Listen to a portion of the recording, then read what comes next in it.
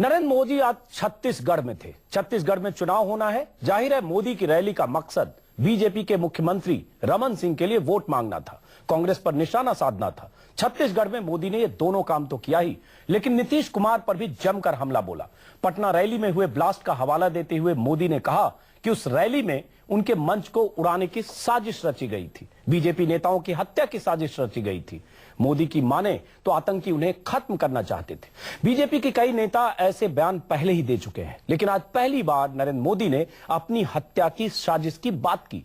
मोदी ने यह भी कहा नीतीश कुमार तो बम धमाकों के बाद राजगीर में 56 भोग का मजा ले रहे थे। सवाल यह है कि रैली छत्तीसगढ़ में, चुनाव रमन सिंह का, तो निशाने पर नीतीश कुमार क्यों? क्या मोदी अपनी हत्या की साजिश की बात करके सहानुभूति बटोरना चाहते हैं? क्या मोदी धमाकों और जान के खतरे की बात करके सियासत कर रहे हैं? नीतीश कुमार को कांग्रेस के बाद अपना सबसे बड़ा दुश्मन मानने लगे हैं मोदी, तभी तो नीतीश पर निशाना साध रहे हैं। क्या बीजेपी भी मोदी पर खतरे के मुद्दे को जिंदा रखकर वोटों का ध्रुवीकरण करना चाहती है? इन्हीं सवालों का हम जवाब तलाशेंगे, लेकिन सबसे पहले देखिए एक खास रिपोर्ट।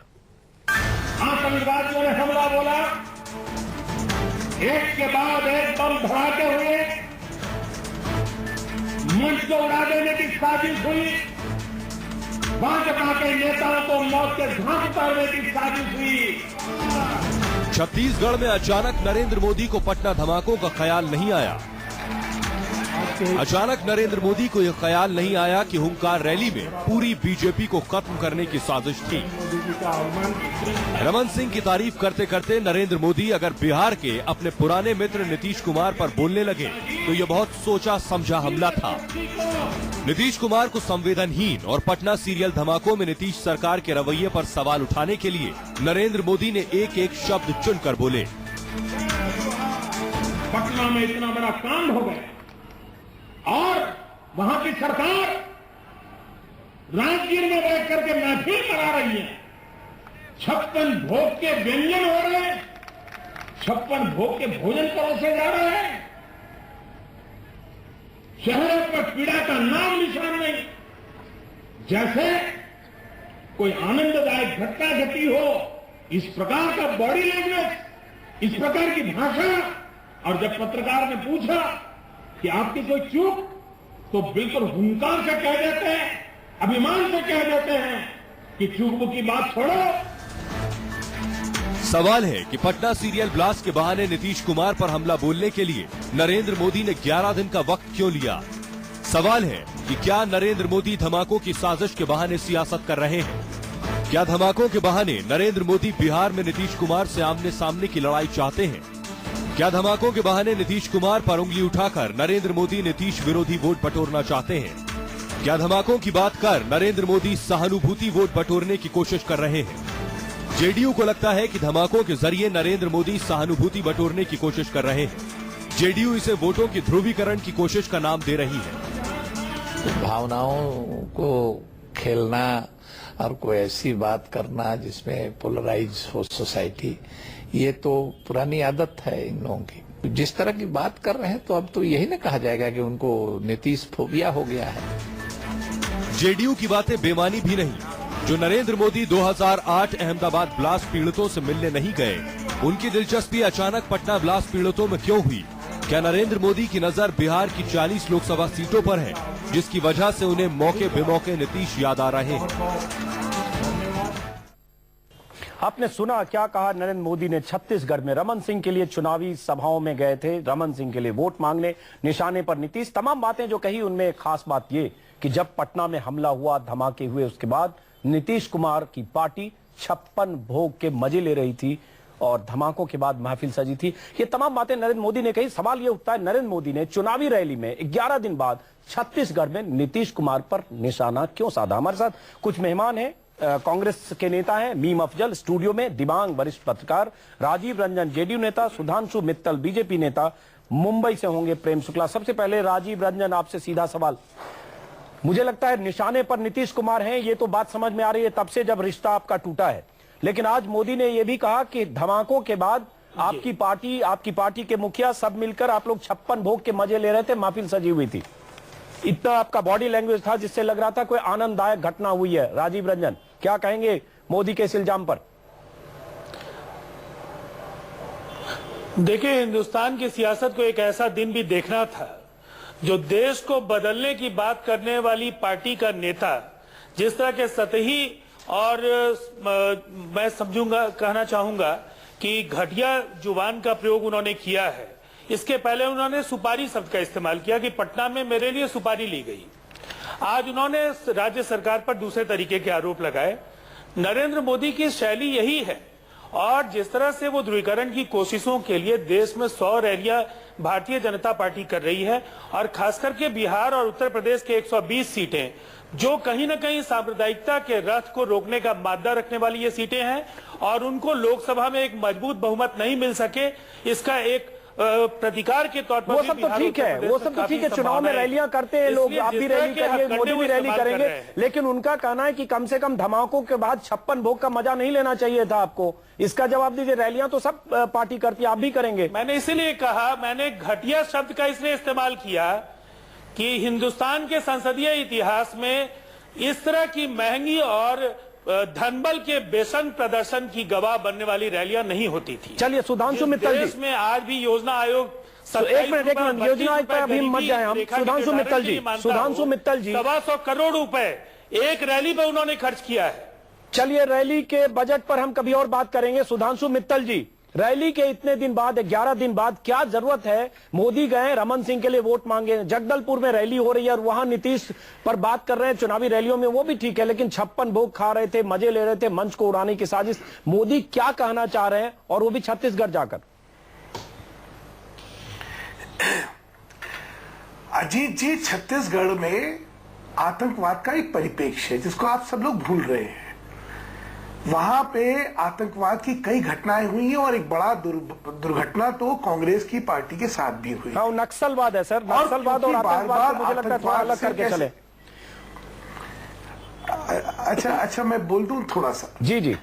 नक्सलवाद और आतंकवाद दोनों में कोई फर्क नहीं है क्योंकि दोनों में हिंसावाद है। जी। प्रश्न हिंसावाद का है और हिंसा का जो राजनीति में जो उसका प्रभाव आ रहा है वो उसका परिप्रेक्ष्य है। उस परिप्रेक्ष्य में ये हिंसा सिर्फ कांग्रेस के खिलाफ नहीं हुई है, भाजपा के भी खिलाफ हिंसा हुई है और ये उसका ताजा उदाहरण पटना में ही हुआ जहां पे मारने की कोशिश हुई पूरी भाजपा के नेतृत्व को। अच्छा, ये असत्य है क्या? एक बम 300 कदम दूर जो है स्टेज के जब लगाया जाता है और वो इसलिए नहीं फटता कि वो उल्टी बैठी लगा दी जाती है, अगर वो फट जाता तो उसका परिणाम क्या? लेकिन क्या आप इस मुद्दे को, सुधांशु मित्तल जी, क्या आप इस मुद्दे को अगले लोकसभा चुनाव तक लगातार जिंदा रखना चाहते हैं? मोदी पर खतरे का डर, जान का डर और बीजेपी नेताओं की हत्या की आशंका क्या जिंदा रख के आप सहानुभूति बटोरना चाहते हैं, ध्रुवीकरण चाहते हैं? सुधांशु मित्तल जी। अजीत जी, जब भी हिंसावाद और हिंसा की बात होती है और उस पर राजनीतिकरण की बात होती है तो ये बताया जाता है कि ये हिंसा हर एक को इसका प्रभाव पड़ता है, ये किसी एक विशेष राजनीतिक संगठन पे इसका प्रभाव नहीं है। उस परिप्रेक्ष्य में वो उदाहरण दिए जाते हैं। तो जहां तक बात ये है वो तो ये है। दूसरी बात मैं कहना चाहता हूं, अभी मैं भाषा सुन रहा था राजीव रंजन जी की, सुधांशु जी से मैं एक सवाल पूछना चाहता हूं। नेता है ये, थोड़ा मैं एक सेकंड खत्म कर लूं, उसके बाद जो पूछना पूछ लीजिए। जल्दी बाकी मेहमानों से बात करें जल्दी। घटिया जैसे शब्दों का इस्तेमाल करने से पहले, थोड़ा घटिया शब्दों का इस्तेमाल करने से पहले मुझे लगता है थोड़ा संयम होना चाहिए ताकि चर्चा में एक पक्ष निकल के आए। भाषा की अभद्र भाषा से आप कुछ कहना चाहें उससे पक्ष नहीं निकल के आता। सुधांशु जी एक बार बाकी मेहमानों से राय लेता हूं फिर उस पर आऊं। सुधांशु जी आपके पास आऊंगा। मोहम्मद अफजल साहब, आप इसको कैसे देखते हैं? रैली में 11 दिन बाद बात करना, उसके पहले अस्थि कलश यात्रा 6-7 दिन पटना में जो कुछ हुआ, कहीं न कहीं बीजेपी की पूरी कोशिश है इस मुद्दे को लगातार जिंदा रखो, मोदी को खतरे के केंद्र में बताओ और इससे एक ध्रुवीकरण हो, या इसकी आड़ में एक अलग किस्म की राजनीति देखते हैं आप? देखिए, वो तो अपनी जगह है जो आप बात कर रहे हैं, मैं आपसे एग्री करता हूं कि ध्रुवीकरण की राजनीति को जिंदा रखने का मामला है। लेकिन आज जो मोदी जी की बॉडी लैंग्वेज है, जो आपने अभी दिखाया, जिस तरह से बोल रहे थे, मैं ये समझता हूं कि नीतीश कुमार जी ने उनकी पटना रैली के बाद जो जवाब दिया था और उनके 8-10 गलत बयानियों को, मैं झूठ का लफ्ज इस्तेमाल नहीं कर रहा हूं, चूंकि यहाँ सुधांशु मित्तल जी बैठे हुए हैं और बहुत पार्लियामेंट्री लैंग्वेज इस्तेमाल करने की भी बात हो रही है, तो मैं उसका ध्यान रखते हुए कह रहा हूं कि उनकी गलत बयानियों की उन्होंने पोल खोल दी थी, जिससे मोदी जी बहुत ज्यादा तिलमिलाए हुए हैं। बौखलाहट नहीं है, तिलमिला गए हैं। देखिए, बौखलाहट अलग होती है, ये तिलमिलाना है कि आपने उनका जो उन्होंने गलत बयानी की उसको पकड़ लिया, और ऐसा तो बार बार करते हैं। आज भी उन्होंने कहा, आप कहेंगे तो मैं मिसाल में बता दूंगा कि आज भी उन्होंने कुछ गलत बयानियां की हैं। मेरी समझ में नहीं आता कि वो किसी भी राह चलते आदमी की कोई राय सुनने के बाद उसका इस्तेमाल अपनी तकरीरों में कर देते हैं, उसे कुछ चेक नहीं करते, उनके यहाँ कोई रिसर्च विंग है या नहीं है कि वो इतना, यानी प्रधानमंत्री के उम्मीदवार होने के बाद उन्हें बहुत जिम्मेदारी के साथ कोई बात कहना चाहिए। और ये बात सही है कि उनकी तकरीर सुनने के बाद आज कम से कम कोई आदमी ये नहीं कह सकता, जो जिस तरह से जज्बाती होकर के, कि किसी देश का प्रधानमंत्री बनने का जो उम्मीदवार होगा वो इस अंदाज से गुफ्तगू करेगा जिससे साफ लग रहा था कि ध्रुवीकरण की राजनीति। चलिए दिवांग, प्रेम शुक्ला आपके पास भी आएंगे। दिवांग, क्या मोदी को नीतीश से जो इतने साल दूरी थी या एक तरह से एक बिना कुछ कहे दुश्मनी थी, अब मौका मिला है और नीतीश ने जिस ढंग से पटना में बोला है, नीतीश का भूत मोदी का पीछा नहीं छोड़ रहा है, इसलिए मोदी कहीं भी जा रहे हैं और उनके जहन में नीतीश है, क्योंकि नीतीश ने, जैसा अफजल साहब ने कहा, नीतीश ने जो कुछ चुन चुन कर जवाब दिया, कहीं उनके दिमाग में वो बैठा हुआ है, इसलिए छत्तीसगढ़ में भी नीतीश की बात कर रहे हैं और 56 भोग की बात कर रहे हैं। देखिए अजीत, आपने देखा होगा कि जब अपने लड़ते हैं तो बड़ा तीखा लड़ते हैं। ये दो दल हैं जो एक साथ काफी दूर तक चले, तो जब इनकी लड़ाई होगी अब बहुत तीखी होगी, आप देखिएगा, क्योंकि एक साथ पहले बैठे हुए थे।